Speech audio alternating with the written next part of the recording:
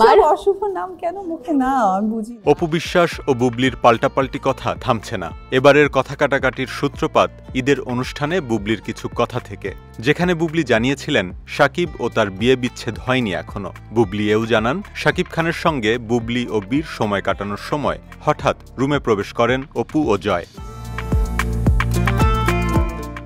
বুবলির এমন কথায় দেশের সংবাদ মাধ্যমে পাল্টা জবাব দিয়েছেন অপু বিশ্বাস।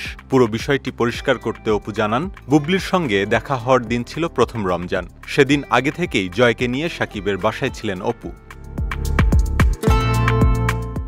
অপু বলেন, সন্ধ্যা ৭টার দিকে খাবার খাবে বলে শাকিব খান অফিস থেকে ফোন কলে আমাকে জানায়। আমি এর ৩০-৪০ মিনিট পর যখন শাকিবের বাসা থেকে খাবার নিয়ে অফিসের দিকে যাই, তখন বুঝতে পারি শেহজাদ হয়তো বাবার কাছে এসেছে। আর সেদিন শাকিবের বাসায় না, অফিসে গিয়েছিলেন বুবলি। অপু আরও বলেন, অফিসের ভেতরে গিয়ে দেখি টিভিতে কার্টুন দেখছেন শেহজাদ, আর একটি চেয়ারে বসে আছেন বুবলি।